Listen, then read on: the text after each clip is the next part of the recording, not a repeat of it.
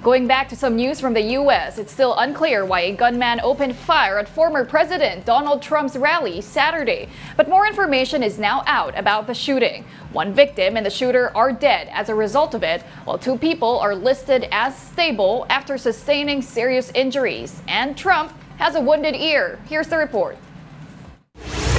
In high school, he was never the type that I would have to worry about. New details are emerging about the suspect in the attempted assassination of former President Donald Trump. Law enforcement sources say investigators haven't found evidence suggesting a political or ideological motive. That's despite breaking into the suspect's phone, searching his room, and interviewing people who knew him. I was shocked because knowing that he lived so close to me, that he did something like that, it's shocking.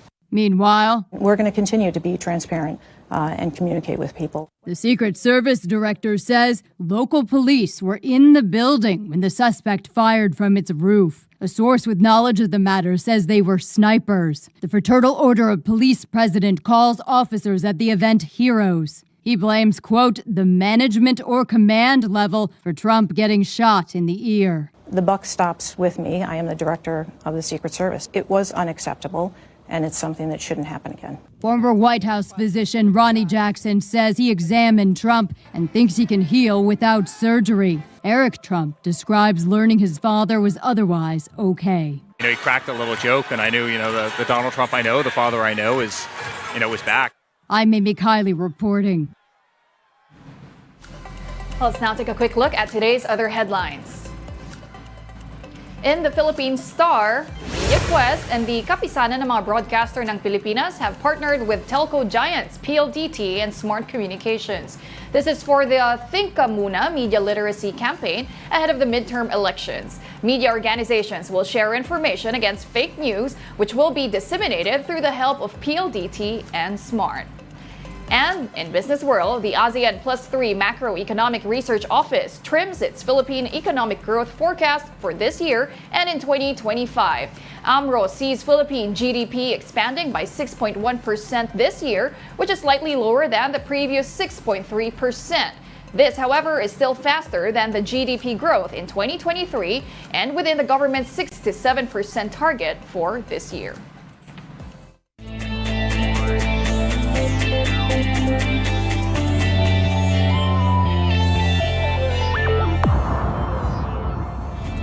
The PLDT high-speed hitters stunned the Creamline Cool Smashers in the 2024 PVL Reinforced Conference. PLDT dialed in a winning start after defeating Creamline in 5 sets. Russian import Lena Samoylenko led the team with 34 points on 32 attacks and 2 aces. Meanwhile, Creamline struggled to fight without their stars Eliza Valdez, Tots Carlos, and Gemma Galanza. In the Olympics, Filipino Olympian rower Joanie Delgaco has set a new personal record a week before the Paris Olympics. From Metz, France, Denise Tan has this report.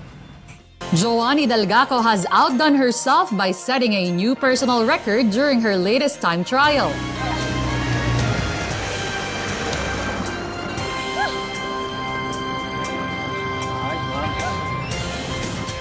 Two weeks prior to the Olympic Games, Joanie feels the progress of her training here in Metz.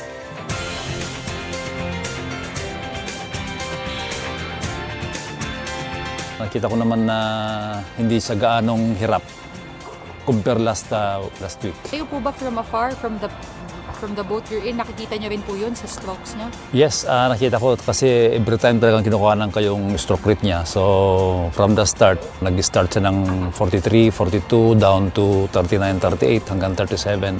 Then nag-respi siya ng 33 hanggang 35 yung body of the race. Then the last 500, another naman siya, nag-picking up na naman siya. Up to the last 250, doon yung nag-sprint siya. They say numbers don't lie, but for Joanie, it's her gut that told her it was going to be a good ride.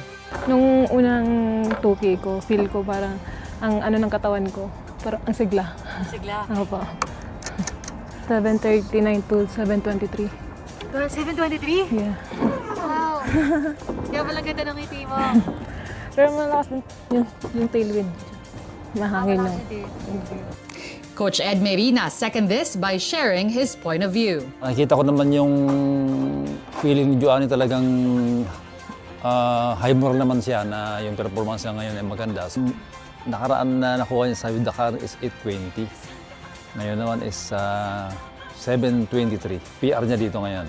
So, mas maganda kung makita natin sa Germany next week yung isa pang time trial natin. And yes, Joanie might have broken her own record, but the work doesn't stop there as she will now prepare for another test in the last phase of her training camp.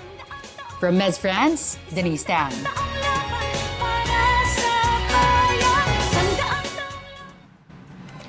Crafting art with nails and thread, an artist in Cavite has transformed their life through this unique form of art. Mobile Journal Marymon Reyes has the story.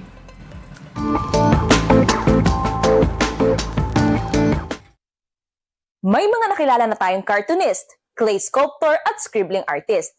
Ngayon naman ay ating kilalanin ng isang manlilikha ng sining na ang gamit niya naman ay mga sinulid. Nag-take ng risk para sa pamilya. Ito ang kwento ni Jeremiah o Jeza Raspe, ang string artist na nakilala natin mula sa Cavite. Kalagitnaan daw ng pandemya, tumumalang bentahan sa kanilang online ukay-ukay, kaya kinailangan niyang dumiskarte. Salamat sa kanyang culinary arts background at sa internet, napag-aralan niya ang string art na uso sa ibang bansa. Gamit ang pattern na gine-generate ng digital software o freehand designs, pako at sinulid, nakakabuo siya ng portraits at iba pang visual pieces. Sa bawat pako naman po, may mga numbers naman po. Binibilang po namin. Para alam niyo po yung cross stitch. Susunod po yun kada pasok. Sa isang board po kasi namin, 368 na pako or pins. So, halimbawa, nag-generate po ng pattern, tapos, kunyari, nag-start ng 1, hanapin mo 1, tapos start ng 1, next naman 100, hanggang mag-create po siya ng muka. Nagmumula sa 2,500 pesos pataas ang string art. Inaabot ng ilang oras hanggang araw ang paggawa nito. Hindi niya inakalang magiging patok itong obra. Pero dahil daw dito, naiahon at nabigyan niya ng magandang buhay ang kanyang pamilya. Kailangan talaga mag-pray. Kailangan talaga humingi ng guidance sa Panginoon para mas malinaw yung plano, na magiging plano natin. Para itong bagay na naisip natin or na gagawin is magiging productive, mas magiging successful. And kailangan lang din maging passionate dun sa ginagawa natin. And mag-enjoy. Sa ngayon, inaaral na rin nila kung ano pang pwedeng idagdag sa string art tulad ng mas challenging na kulay at mga hugis. Huwag daw matakot sumubok ng mga bagay na bago sa paningin o kaalaman. Dahil lalo na sa mundo ng sining, nagiging posible ang imposible. Mobile Journal Marymon Reyes po, hatid ang muka ng balita. And those are the top stories of the hour. Join us later at 9 a.m. as we continue to monitor the day's biggest stories. I'm Pauline Verzosa. We are One News.